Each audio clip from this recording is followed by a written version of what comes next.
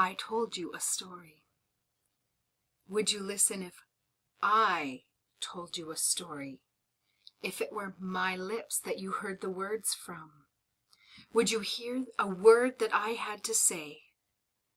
I hope so.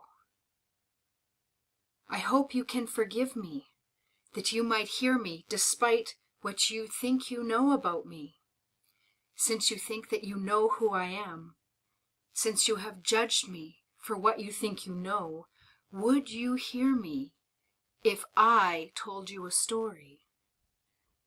I hope so, because I have a pretty remarkable one to tell. That day was a day just like any other.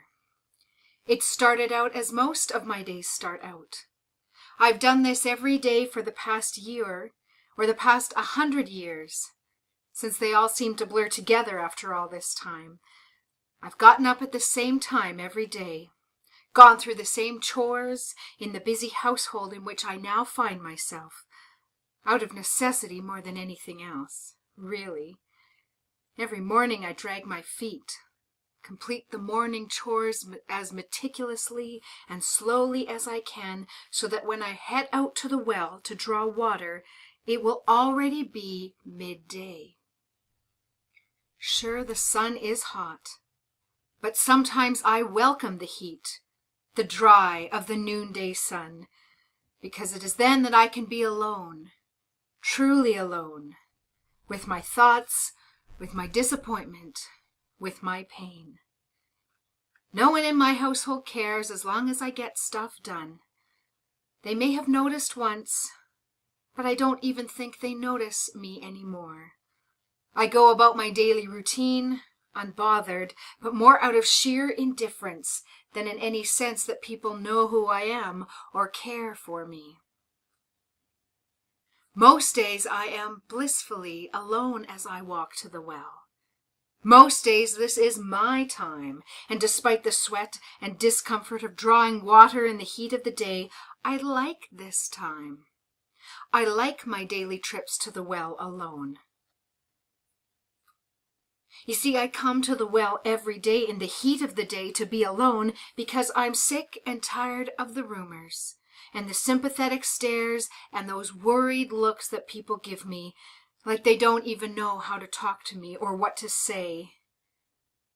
Most people just avoid me, and the ones who don't avoid me can't seem to stop saying something insensitive or wounding. But none of them really want to hear my story. None of them want to learn about the pain, because if they do, it makes them have fears about their own stories. It makes them wonder when the good life that they have might come crashing down on them, as my own has done, not just once, but over and over. I come to the well in the heat of the day because among the crowd that appears during the cooler morning is the sister of my last husband, and she comes there with her daughters. And they never really liked me to begin with. She never thought that her brother should have married someone with such an unlucky string of marriages as I have. And she was ultimately vindicated, wasn't she? Her brother did indeed die too, and I was left alone and a widow again. But instead of comforting me, instead of understanding how painful it really was for me, she blamed his death on me.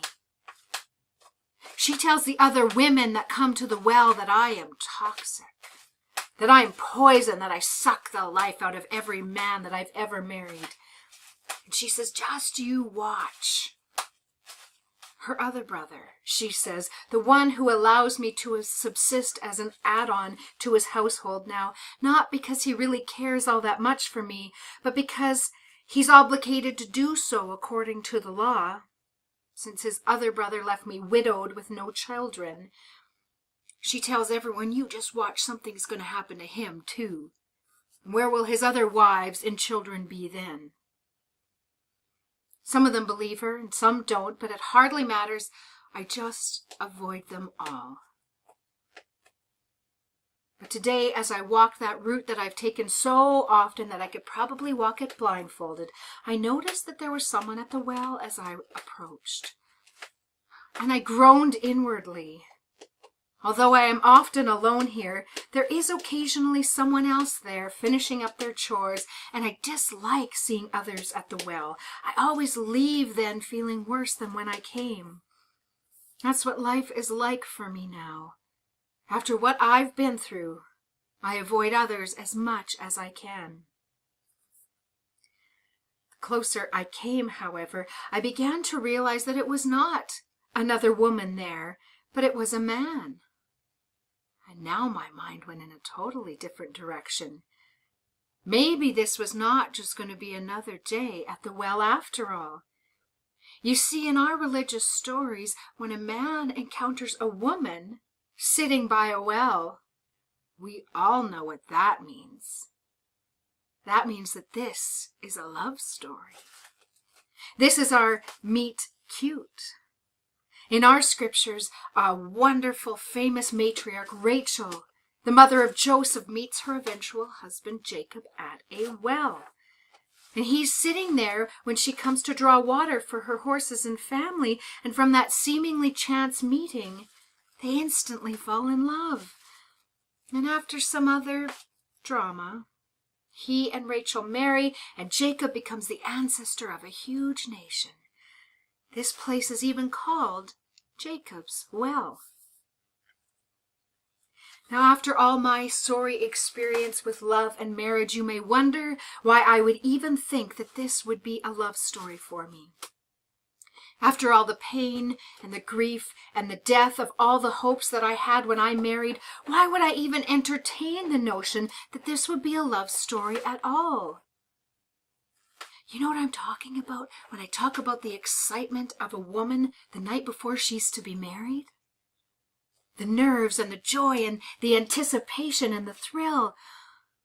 Well, I've had that 5 times. Yes, 5 times. But every one of those stories ended in grief. I've had 5 weddings and I've had as many funerals. I've buried my husbands, all of them. You can call it bad luck. You can call it the hand of heaven. Call it whatever you want. I had almost lost my ability to hope and to dream and to think about the future with any kind of positive light. I'm alive, but I don't have much life left in me. And I didn't think that I had it within me to love again. And yet, as I approached that well and saw that man sitting there, I was surprised by an emotion that I had not felt in a long time. Hope. Maybe, just maybe, this man could give me what I had looked for so many times before, but had never found. Maybe he could take me away from the pain of living in a house where people were polite enough to me, but they were indifferent. And they probably wouldn't care if I left tomorrow. In fact, it might even be a relief for them not having a constant reminder of their brother's poor choice in a bride, of a life that they were now responsible to feed. Maybe. And when I got to the well, that script that we follow, that love story formula, began to play itself out perfectly. The man sitting at the well said, "Will you give me a drink?"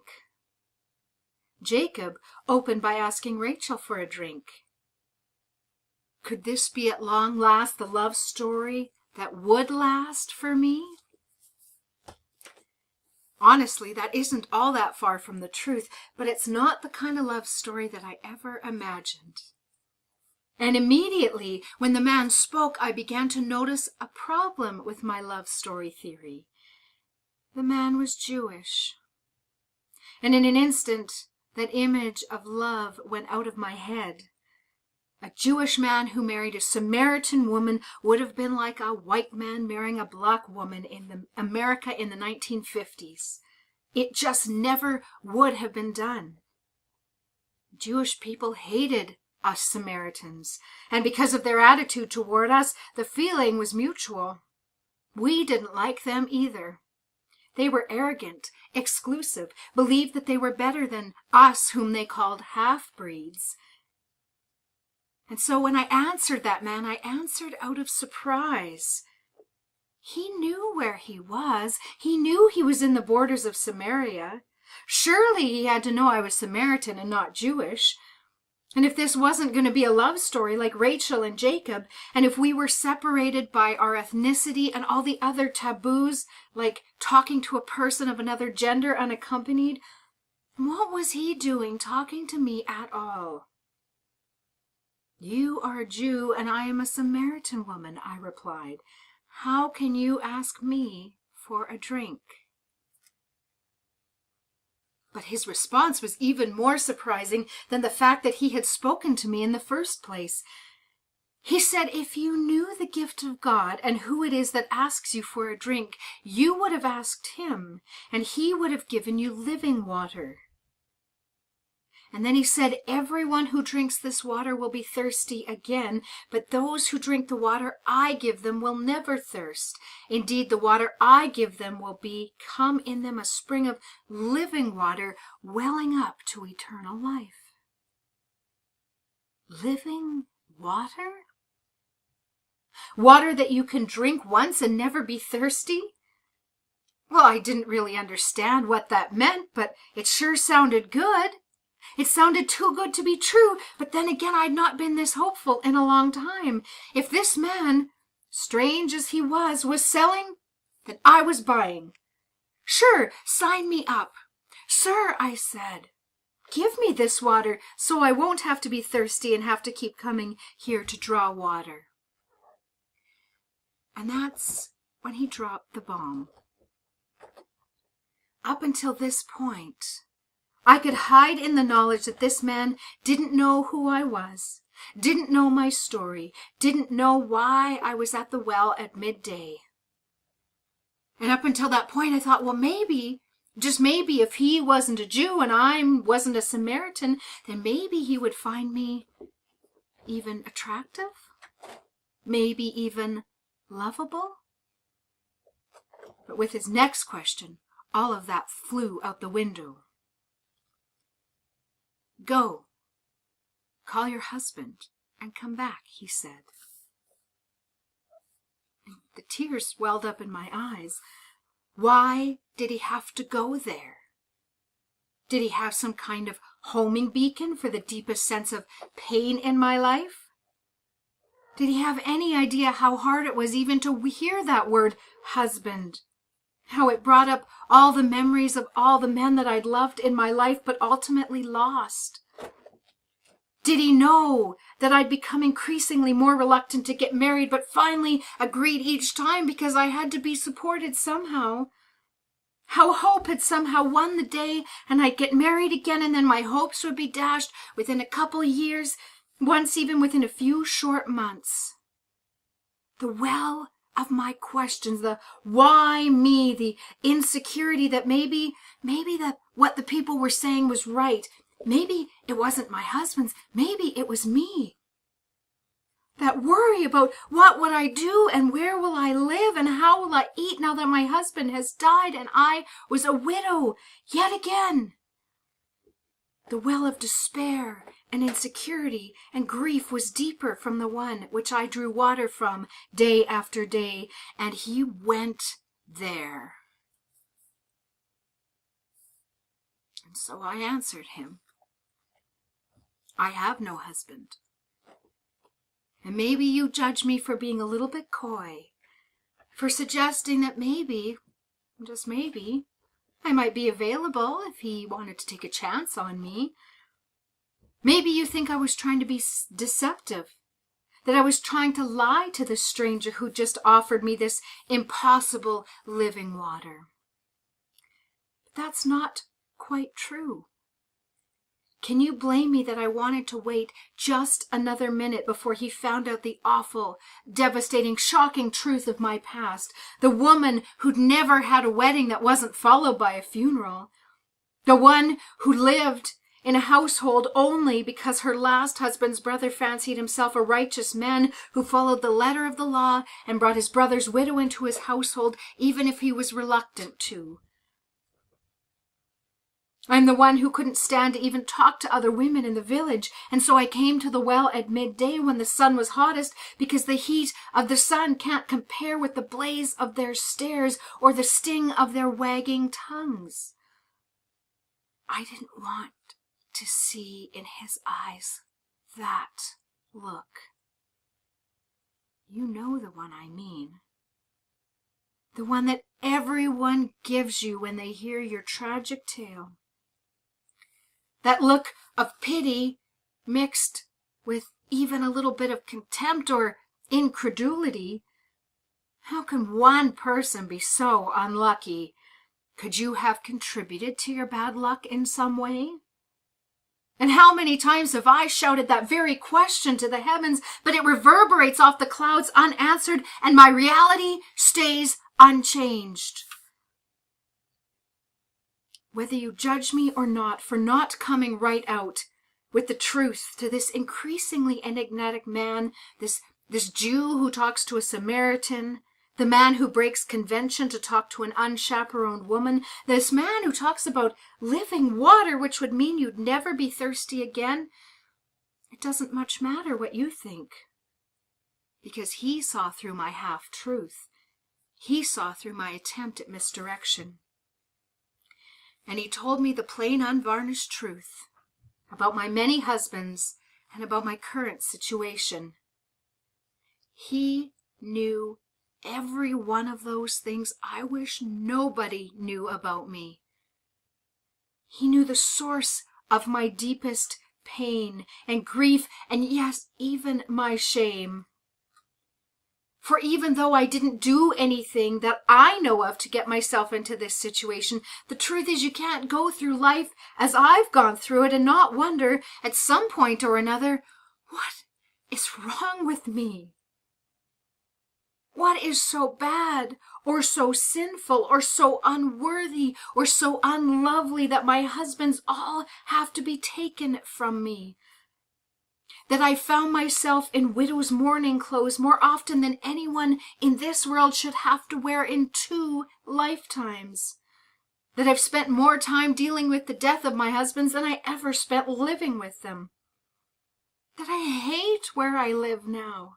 I don't want to be a burden, an add-on, an unloved member of my brother-in-law's household, but I'm powerless to change it. I have nowhere else to go. And he saw through the source of my shame, the source of my despair, and he named it just like that. And the tears threatened to flow upon my cheeks, but I hastily wiped them away because I didn't want to be even more exposed before this man, because it was dawning on me the more we talked that he was more than just a man. Sir, I can see you are a prophet, I said to him. Now, I was not changing the subject, and I wasn't even trying to misdirect him a second time. I really was startled and amazed by him. Who in this wide world knows so much about what I've done when he's never set foot in this village before, when he's never seen my face before this day? He'd spoken about the gift of God earlier, and I began to wonder, did he know something about this gift?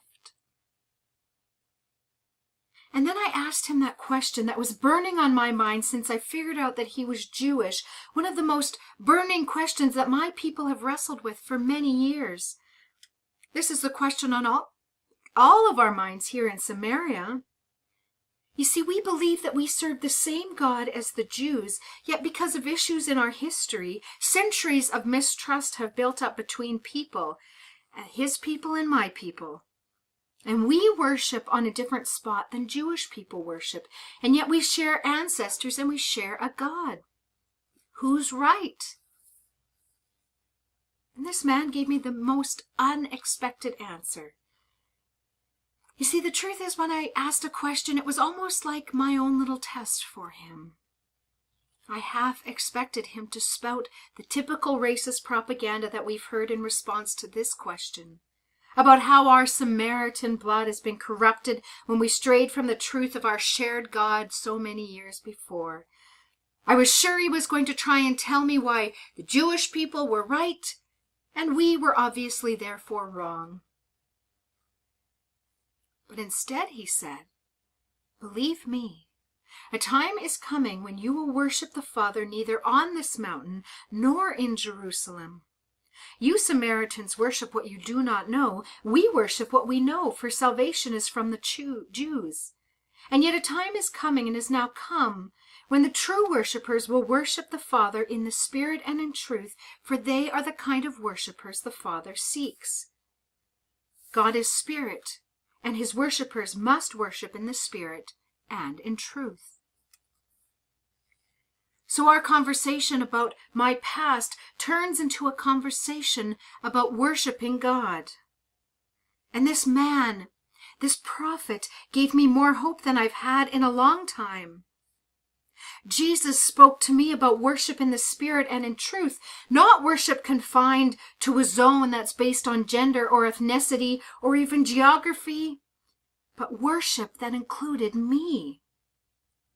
God is Spirit, and those who worship him must worship in the Spirit and in truth. And now I knew that gender, nationality, moral standing didn't matter, only the Spirit mattered. God's people could worship through the Spirit and in the Spirit. So according to Jesus, it doesn't matter that I'm a woman. It doesn't matter that I'm a member of the Samaritan race. It doesn't even matter that I've been married to 5 different men and now I'm living in a household of a man I'm not married to. My past, my ethnicity, my gender, none of that matters. What matters is the Spirit of God. What matters is through the Spirit of God, I can worship wherever I am.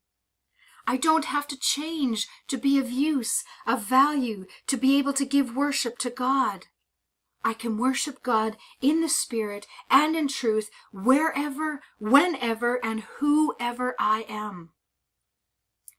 This prophet said this to me, even me, tragic, grieving, jaded, scarred as I am by a difficult life, even I am able to truly worship God.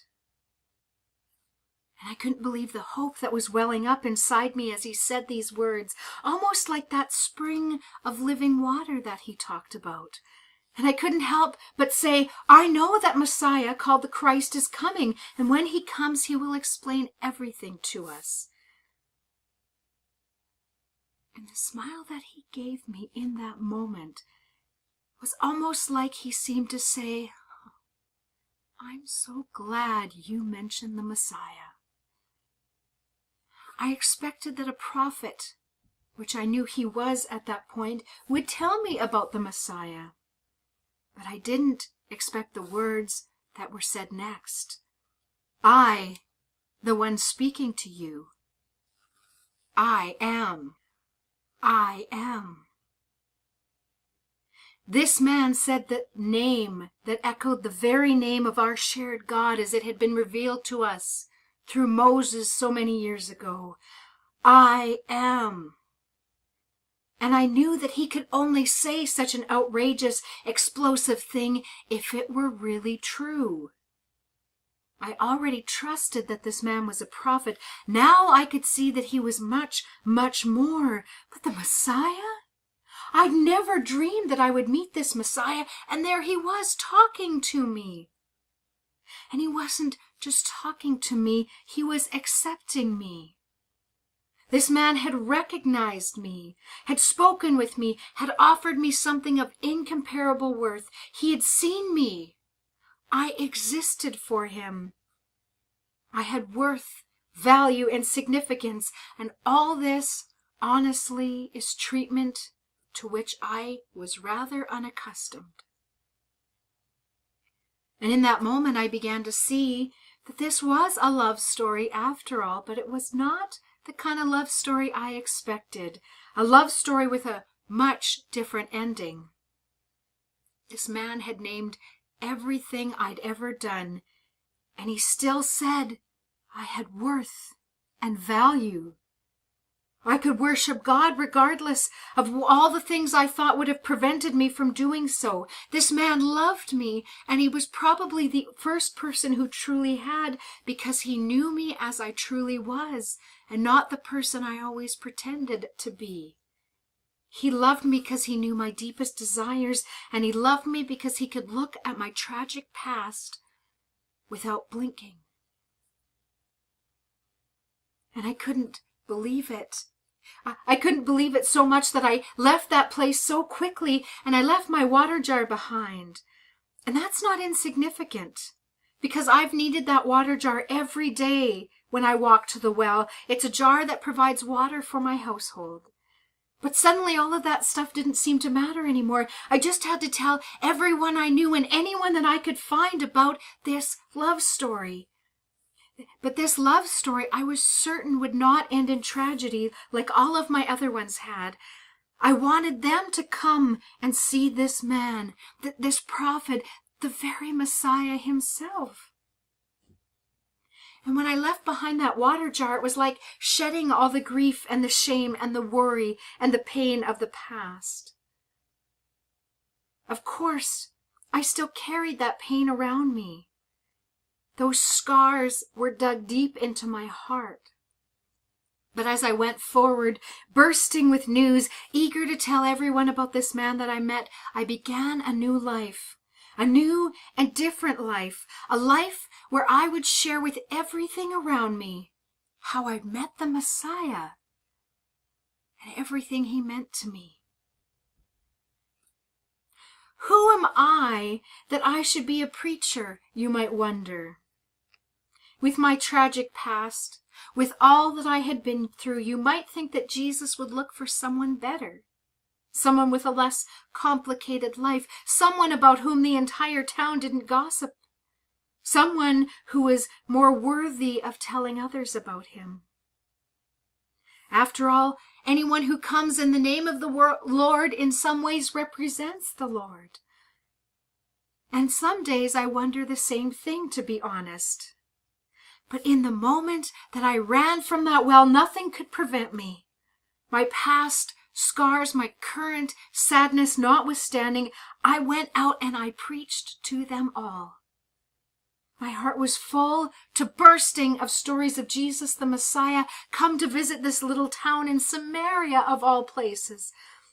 I ran and told everyone I met about the man that I met that day. And I invited them, come. I said, meet him too. And against all odds, they came. They came out from my community and they met Jesus. And when they met him, they did see for themselves. And they came to believe that Jesus was the Messiah and the Savior of the world. And in other Christian traditions, such as in southern Mexico, I've come to be known as La Samaritana. And on the fourth Friday in Lent, they give out flavored water to commemorate my gift of living water, well water, to drink to Jesus. And the Orthodox, they know me as Saint Fotini or Svetlana in Russian, which means equal to the apostles. Who would guess that I would be the first missionary recorded in the Gospel of John to go out and tell others about Jesus? Broken as I was when I met Jesus, as trodden down by a tragic and unfair life, a burden to everyone that I know, my life changed, and I became totally new when I met Jesus. And I wonder if there is someone hearing my story who feels like they would be a terrible witness for God.